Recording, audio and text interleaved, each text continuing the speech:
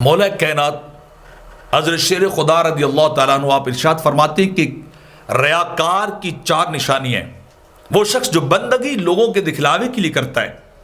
لوگوں کے لیے عبادت کرتا ہے، اس بندے کی چار نشانیاں ہیں۔ اگر کسی کے اندر یہ چار علامات پائی جائیں تو سمجھ جائیے کہ یہ بندہ اللہ کا مخلص بندہ نہیں، ریاکار ہے۔ یہ لوگوں کی توجہ کا طلبگار ہے،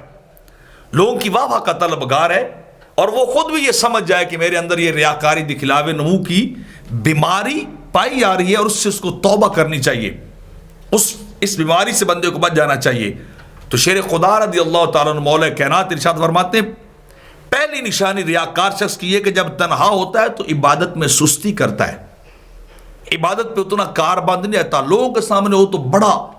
عبادت کے اندر مستعد اور انرجیٹک ہو کے لگا رہتا ہے، لیکن تنہائی میں چلا جائے، آئسولیٹ ہو جائے، تو وہاں جا کر اس کا جو ہے وہ عمل بدل جائے، سست ہو جائے، تو سمجھ لیجئے کہ یہ بندہ ریاکار ہے، لوگوں کو دکھاتا پھر رہا ہے۔ اور دوسری نشانی حضرت علی رضی اللہ تعالیٰ فرماتے ہیں کہ لوگوں کے سامنے ہو تو بڑا حشاش بشاش ہوگا، بڑا زیادہ کھلتا ہوا نظر آئے گا، بندگی اور عبادت میں آگے بڑھتا ہوا نظر آئے گا، اور تنہائی اس کی الگ ہے اور لوگوں کی مجلس الگ ہے، جلوت اس کی الگ ہے، خلوت اس کی الگ ہے، تو یہ ریاکار شخص ہے۔ اور تیسری نشانیاں فرماتے ہیں کہ جب اس کی تعریف کی جائے، جب اس کی واہ واہ کی جائے، اس کے تقوی کی، اس کی بندگی کی، اس کے علم کی، اس کے ورعیت کی تعریف کی جائے تو بڑا مستعد ہوتا ہے، بڑا پھلتا پھولتا ہے، نفس اس کا بڑا خوش ہوتا ہے کہ میری تعریف کی جا رہی ہے، مجھے جو ہے وہ غذا پہنچائی جا رہی، خوراک اسے پہنچائی جا رہی، بڑا مستعد ہو جاتا ہے، بڑا تیزی دکھانے لگ جاتا ہے۔ اور چوتھی علامت حضرت شیر خدا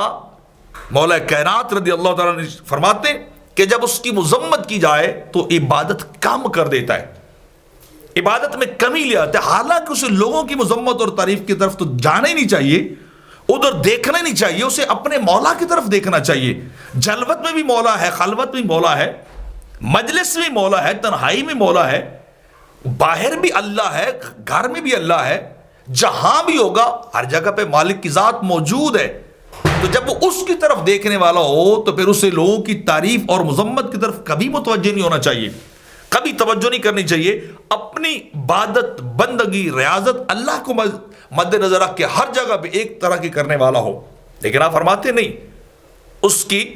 تعریف کی جائے تو عبادت بڑھ جائے گی، مذمت کی جائے تو عبادت کم ہو جائے گی۔ تو یہ ریاکار ہے جو لوگوں کے دکھلاوے کے لیے بندگی کرتا ہے، لوگوں کے دکھلاوے کے لیے عمل کرتا ہے، اور ایسا شخص آخرت میں جا کے اس نتیجے سے، جزا سے، خیر سے بالکل محروم ہو جاتا ہے۔ اس کی نیکیاں اس کے منہ پہ دے ماری جائیں گی، اس کو محروم کر دی جائے گا کہ تو نے عبادت، بندگی، نیکی اللہ کے لیے کی تھی، لوگوں کے لیے کی تھی، جاؤ لوگوں سے اس کا بدلہ لو اگر لے سکتے ہو۔ تو بندے کو ریاکار نہیں ہونا چاہیے بلکہ مخلص ترین ہونا چاہیے۔